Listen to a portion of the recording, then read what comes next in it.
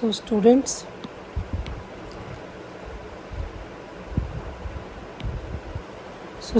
यहाँ पे क्वेश्चन है कि अब हमें सॉल्व करना है। कल हमने जो पिछली मैंने वीडियो डाली थी उसमें मैंने आपको बता दिया था कि टी रेशोज़ कैसे कैसे उनका साइड्स के साथ रेशो है, राइट। तो अब हम उसको यूज़ करके क्वेश्चन सॉल्व करेंगे, राइट। आपको मैंने बताया था कि जैसे हम ऐसे क्वेश्चंस में राइट एंगल ट्रायंगल यूज़ करते हैं, तो मैं यहाँ पे एक राइट एंगल ट्रायंगल ड्रॉ कर रही हूँ, राइट। क्वेश्चन क्या है, given that tangent A is equal to 4/3। अब ये 4/3 रेशो में दे रखा है, ठीक है। और मुझे बोला find the other trigonometric ratio of angle A. Angle A लेना है, तो ये आपको पता है ये एंगल तो राइट एंगल ट्रायंगल होगा ही। तो यहाँ पे हमारी स्मार्टनेस क्या है कि हम एंगल ए वही ले लेंगे जो सामने है यहाँ पे, क्योंकि यहाँ से एंगल थीटा लेने की हमें आदत है। इसको बी ले लो, इसको सी ले लो, क्योंकि यहाँ 90 का एंगल किसी पर्टिकुलर उस पे वर्टेक्स के गिवन नहीं है, तो मैंने B as a right angle triangle ले ली, ठीक है। A B C is a right angle triangle. तो अब करेंगे क्या है इसमें, हमें सोल्यूशन, हमें टेंजेंट ए दे रखा है, टेंजेंट ए का रेशो क्या था, रेशो था P/B, है ना। तो अब यहाँ पे ये एंगल निकालना मुझे, टेंजेंट यहाँ ए को find other angles of angle A के निकालने हैं टी रेशोज़। तो एंगल ए है तो इसके अपोजिट साइड ये परपेंडिकुलर हो गई, ये बेस हो गई, ये हाइपोटेन्यूज होगा, है ना। तो इसका मतलब अब जब ये रेशो में गिवन होता है ना बेटा, आपको ये चीज़ रेशो में गिवन होती है तो आपने इसको के की फॉर्म में लेना होता है। मतलब पी को मैं 4K मान लूँगी, बी को मैं 3K मान लूँगी, ठीक है। B is equal to 3K, ठीक है। अब राइट एंगल ट्रायंगल में हमें बोला बाय पाइथागोरस से, क्योंकि हम क्या करेंगे थर्ड साइड निकालनी है हाइपोटेन्यूज, तो पाइथागोरस यूज़ करेंगे h² is equal to P² plus B², right.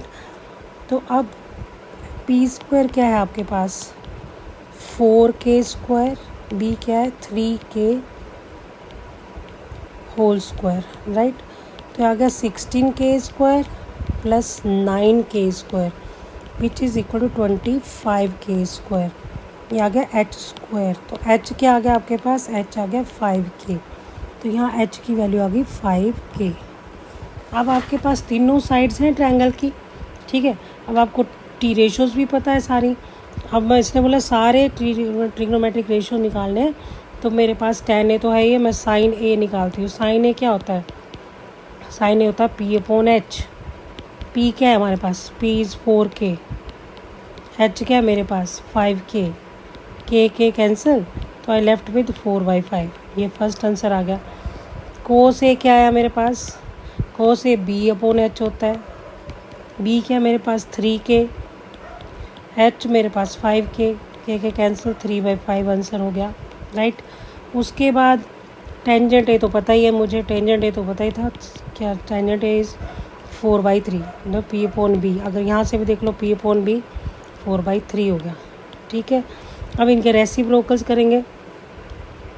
Cosecant ए क्या होता है, it is equal to 1/sin A। तो sin A 1/sin A क्या हो गया 5/4, क्लियर। यहाँ sin A 4/5 था तो 1/sin A रेसिप्रोकल हो गया। उसके बाद आपके पास आ गया ये सीकेंट ए क्या होता था 1/cos A। तो 1/cos A क्या है 5/3, राइट। उसके बाद आ गया कोट ए क्या होता था 1/tangent A। तो टेंजेंट ए कितना था 4/3, तो आ गया 3/4। This is your answer, right. तो in this way we can find the whole T ratios, ठीक है, all the trigonometric ratios with different angles. अगर एंगल सी से बोला होता तो क्या करते हम, तो सी के लिए अलग अलग निकालते सारा। सी के लिए मैं कलर चेंज करती हूँ, यस। अगर बोला है कि एंगल सी से निकालो, मान लो मैं अपनी तरफ से क्वेश्चन ले रही हूँ, find angle C, sine of angle C. Sine C क्या होगा P/H। P क्या होगा यहाँ पे, ब्लू पेन से जो लिखूँगी वो P, अब यहाँ पे P हो जाएगा 3K आपका P हो जाएगा, राइट। और ये बी हो जाएगा 4 के बी हो जाएगा, हाइपोटेन्यूज तो सेम ही रहेगा, ठीक है। तो पी अपॉन एच क्या आ जाएगा 3k अपॉन 5k, 3 में कट गया 3/5, right.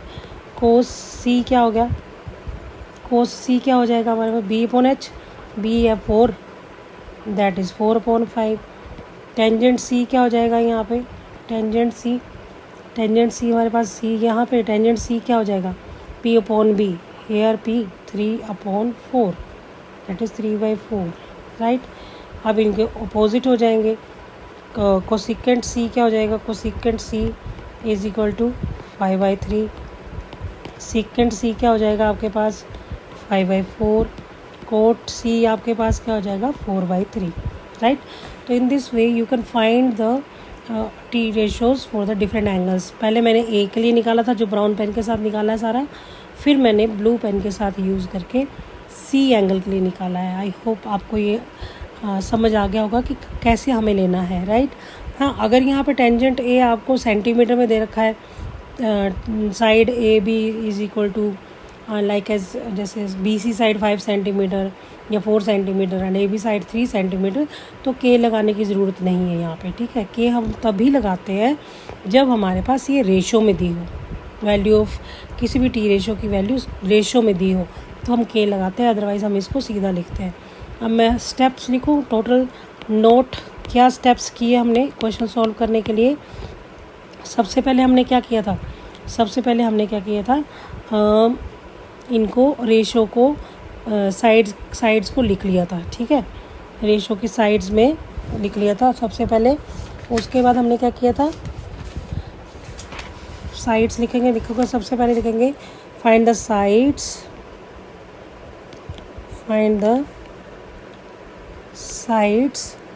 of the right triangle in terms of k, right triangle in terms of k की फॉर्म में हमने सारी पहले साइड्स निकाल ली।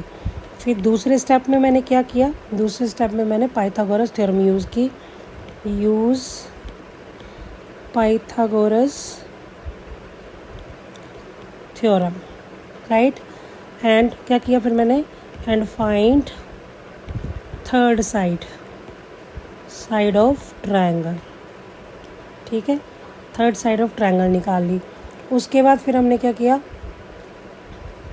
सेकंड पॉइंट था ये। थर्ड पॉइंट में जो डेफिनेशंस थी हमारी टी रेशोज़ की, use definitions of T ratios, definition मतलब जो रेशोज़ था, एंड सब्स्टिट्यूट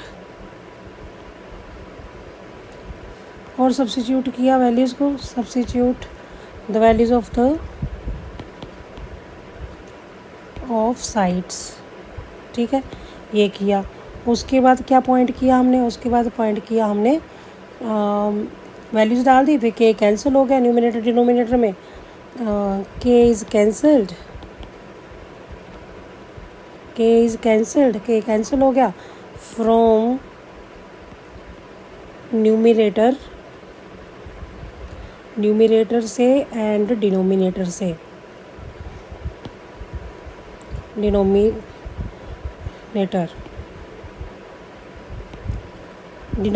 से कैंसिल हो गया। और फिर value of T ratio obtained, and value of T ratio obtained, right. तो ये सिंपल स्टेप्स थे हमारे इस क्वेश्चन को करने के। सबसे पहले क्या किया, दोबारा से देख लो एक बार। सबसे पहले हमने के का नाम देके साइड्स को लिख दिया।